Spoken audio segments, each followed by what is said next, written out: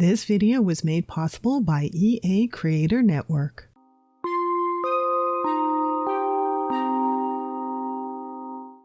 Hey everybody, Crystal Gamer here with part 3 of my little 3-part series celebrating the Artist Studio and Storybook Nursery kits.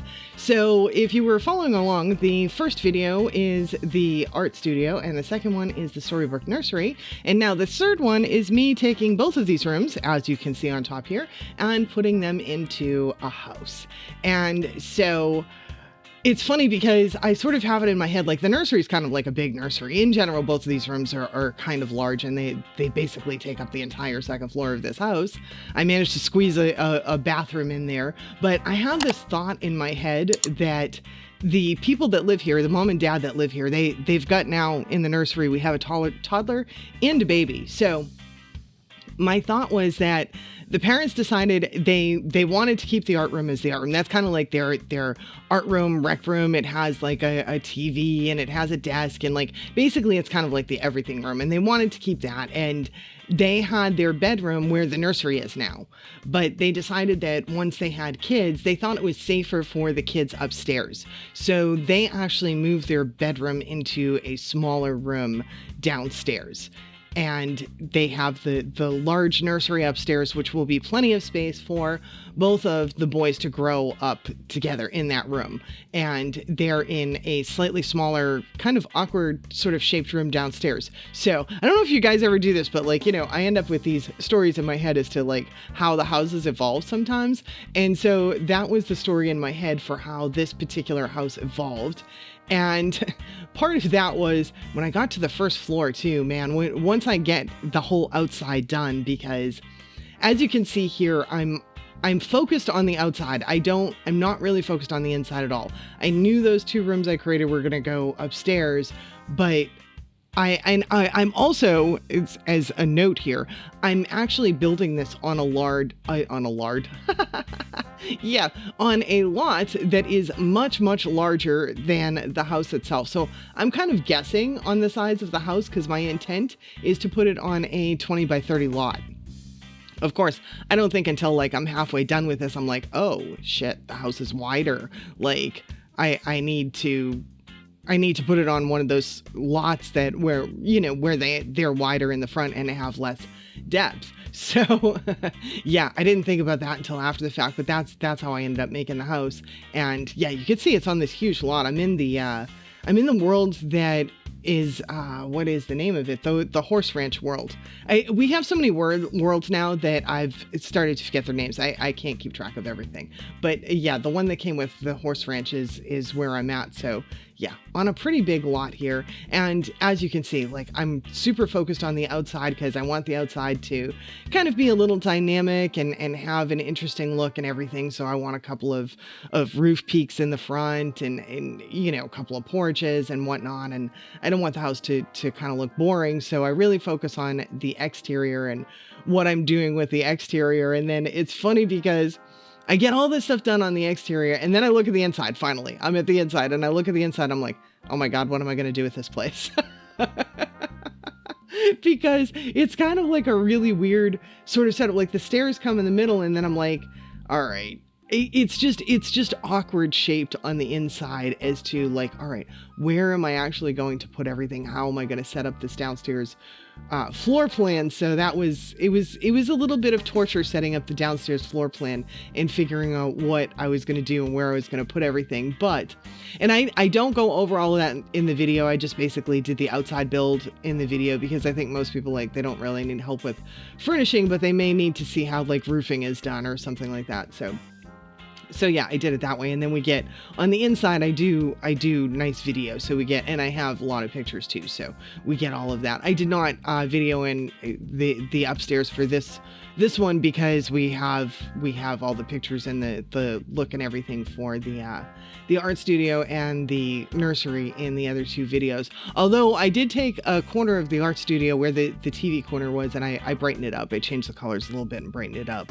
I don't know if you guys do this ever, but I will finish a build sometimes and then I'll look to see what items from the packs are used, and for the ones that like have one item used or something, if it's not something I'm super wedded to, I will try and replace it with another item, so I'm using fewer packs. But honestly, we're at the point now that there are so many packs that it's actually, unless I'm making an active effort to do something with limited packs, I end up using a gazillion of them like all the time. I don't know. I'm probably not the only one, but I'm sure it doesn't make it as easy on download. And I think if I look at my gallery, stuff that uses fewer packs is probably more downloaded. But you know, what can you do? You have them all there, and the thing doesn't stay. Like when you select whatever, like I'd like it to have a feature where I could select, like, for this build I want only these like 6 packs or something like that, and just have it stay on those 6 packs for the entire build or something. Like I'd like a feature that does that. That would be really cool. But you know, in lieu of that, we have to kind of keep selecting, which can be a little bit of a pain, especially if you want maybe a dozen packs or something. Like if you have to continually select that dozen packs, that can be a little bit of a pain in the butt to have to do that, you know. But nonetheless, I had fun with this little series, and it's the first little one that I've done in a while, and I'm really happy with the house. And I've got a little side yard, and I end up putting it in Henford-on-Bagley, which has a couple of good lots of this shape. I took one of the rental lots and I made it into this. And I mean, I suppose this could be a rental house too, but I don't know. I like it as a regular house. And it's not that expensive too. For like me, it's not that bad. It's only like 108,000. So that for me is not too bad, because I tend to want to put tons of stuff. And actually, you know what? If I save it without like maybe the computer or something like that, it'd probably, I don't know if I used one of the super expensive computers, but like I sort of feel like if I get rid of one item, I may actually do that before I upload it.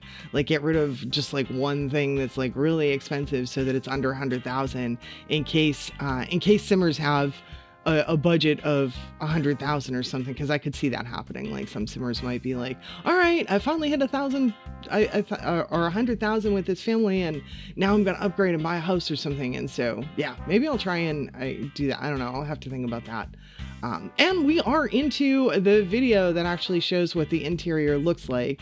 So as you can see, I sort of ended up with this longer kitchen, and it's an eat-in kitchen. So we have an eat-in kitchen rather than a kitchen dining room, but I've got this little eat-in kitchen with the bay window, and I like that. I like that look. And then I've put their bathroom snuck into this corner. This is the master bathroom here. And then remember I said that the bedroom is kind of weird shaped. So we go into this kind of like weird shaped bedroom, but not as big as the nursery upstairs, but it's good enough. The parents have enough space, and mom has a vanity, which is very important. At least in my little world, I have a vanity too, and I love having that.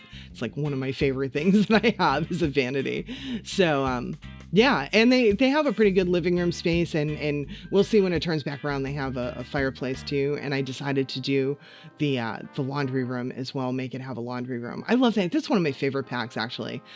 And they had the Simmers really involved in that pack, and I think that they should do that more often.